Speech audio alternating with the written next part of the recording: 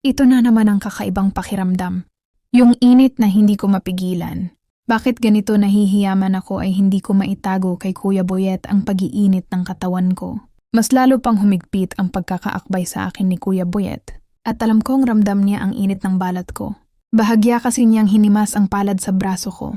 At parang nagliliyab ang katawan ko. Ang init mo, Magda, nilalagnat ka ba? Tanong nito. Hindi po Kuya Boyet, medyo mainit lang po talaga ngayon. Malapit na kami sa bahay ay bumitaw na ito sa pagkakaakbay at naglakad ng normal. Paring Boyet, buti at nakasabay mo si Magda Pawe. Si tatay ang sumalubong kay Kuya Boyet. Pare, nakita ko sa daan kaya sinabayan ko na. Gaya ng dati nitong gawi ay pinagtimpla ng kape ni Nani si Kuya Boyet at tumambay muna ito sa bahay. Pare, dapat yan na hindi na naglalakad ng mag-isa si Magda Pawe. Nagdadalaga na ang anak mo at alam mo naman ang mga kalalakiha. Dito sa atin, lalo na mga kabataan. Naku pare, matapang yang si Magda at kayang-kaya niya ipagtanggol ang sarili niya. Yun ang sagot ni tatay. Medyo sumama ang loob ko sa sagot niya dahil para kasing walang pag-aalala akong nakita. Samantalang si Kuya Boyet ay mas concerned pa sa akin.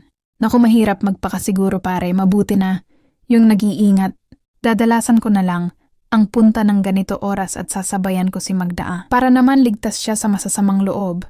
Nakadama ako ng tuwa dahil sa sinabi ni Kuya Boyet. Para kasing sobra ang pag-aalala nito sa akin.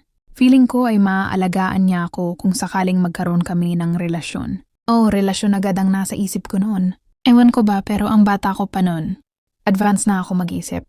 Nagalaro agad sa utak ko ang gagawin niya sa akin kung sakali. Tama ba ang iniisip ko?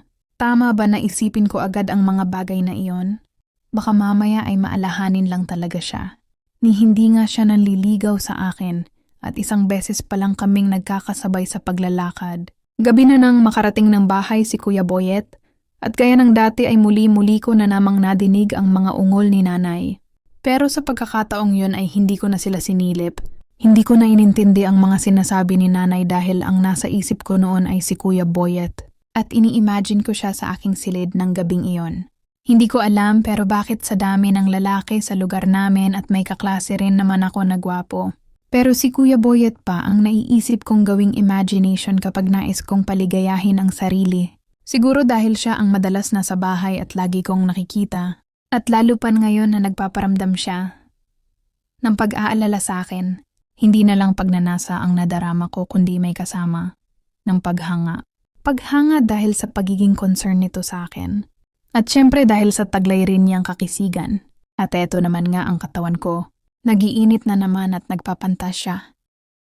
Humiga na naman ako sa papag at tinalis ang suot kong pangibaba. Marahan kong hinimas ang aking puso at ipinasok ang kamay sa loob ng aking sando. Muli ay pinaligaya ko ang aking sarili habang iniisip si Kuya Boyet na siya ang kasama ko sa silid at gumagawa sa akin ng tulad ng ginagawa ni tatay kay nanay. Sarap na sarap ko at gaya ng una. Kung ginawa yon ay narating ko na naman ang tugatog. Nang ligaya sa tulong ng imahinasyon ko sa minamahal kong si Kuya Boyet. Napakadaling mo Kuya Boyet na sambit ko pa kahit wala naman talaga siya sa tabi ko. Napakadaming dagta. Ang nailabas ko at pakiramdam ko ay nasimot iyon. Matapos na ako ay muli naman akong natauhan. Walang Kuya Boyet sa aking harapan. Walang nagpapaligaya kundi ang sariling kamay ko lang. Nakatulog ako nang walang suot na pang-ibaba ng gabing iyon. Kinabukasan ay walang pasok sa eskwela kaya tutulong ako kay nanay sa paggagayat ng langka at irerepak namin para ibenta. Naubos ang aking dagta. Nang gabi ay muli na naman akong madadagtaan. Pero ngayon ay literal na dagta na talaga ng langka. Maaga akong gumising. Para akong isang bulaklak na nadiligan at namumukadkad ng araw na iyon sa ligayang nadarama. Ligayang dulot ni Kuya Boyet. Magda, na paano ba bakit nakangiti ka dyan? Tanong ni Nanay nang makita akong napapangiti habang naggagayat ng langka. Wala po nay, may naalala lang. Akong nakakatawa sagot ko. Ang hindi alam ni Nanay ay nagsisimula nang lumandi ang nag-iisa niyang dalagitang anak at ang gumising ng aking pagnanasa ay sila din ni Nanay at Tatay. Ang mga ginagawa nila na nadidinig ko at minsang napanoon ko. Talaga ba Magda, may naalala ka lang ba? Parang iba ang ngiti mo para bang masaya ka. Magtapat ka nga sa akin. May nobyo ka na ba? Wala po nay, hindi ko pa po naiis. Ang bagay na yan, Abay dapat lang anak at nag-aaral ka pa. Saka kung sakali man ay wag mong ililihim sa amin o sa akin. Hindi naman mas magmahal pero dapat ay sa maayos na tao at maayos ang buhay. Yun ang bilin sa akin ni nanay. Maya-maya ay dumating si Kuya Boyet at labis ko iyong kinatuwa.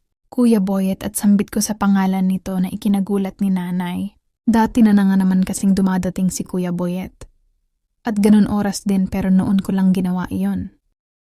Yun bang pagbigkas ko sa pangalan niya na parang excited sa pagdating niya? Ano ka ba namang bata ka? Para namang may ibang tao na dumating eh. Ang Kuya Boyet mo lang naman pala. Hindi na lang ako kumibo at pinagpatuloy ang paggagayat ng langka. Pare upo ka at ipagtitimpla kita ng kape. Wala si paring Jobert mo maagang pumasok. Tumangulang si Kuya Boyet kay nanay at saka lumapit sa akin. Magda ang aga mo naman magtrabaho. Nag-almusal ka na ba?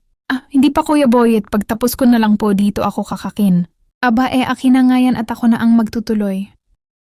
Kumain ka na muna. Tumanggi ako pero mapilit ito. Hinawakan niya ang kamay ko at ang hawak kong kutsilyo. Pati tuloy dagta ng kamay ko ay nahawakan niya. Medyo nakadama ako ng hiya sa itsura ng palad ko na puro dagta. Ayan tuloy Kuya Boyet, puro dagta na ang palad mo. Hayaan mo yan Magda, sige na at kumain ka na, ako na ang bahala dito. Wala akong nagawa kundi sundin na lang ito. Maya-maya ay bumalik na si nanay dala ang kape. Pare, bakit ikaw ang gumagawa niyan? Ikaw naman Magda, bakit hinayaan mo ang Kuya Boyet mo na gawin yan? Ako ang nagpumilit Mare, kaya hayaan mo na muna makapag-almusal si Magda. Pilit itong pinahinto ni nanay pero mapilit si Kuya Boyet. Hindi ko maiwasan ang mapatingin dito habang naghihiwa ng langka. Napapatingin din ito sa akin at nagngingitian kaming dalawa. Lingid sa kaalaman niya ay kilig na kilig ako dahil sa pinakita niyang pag-aalala sa akin. Feeling ko talaga ay may interest din siya sa akin. At alam kong di magtatagal ay magtatapat din ito.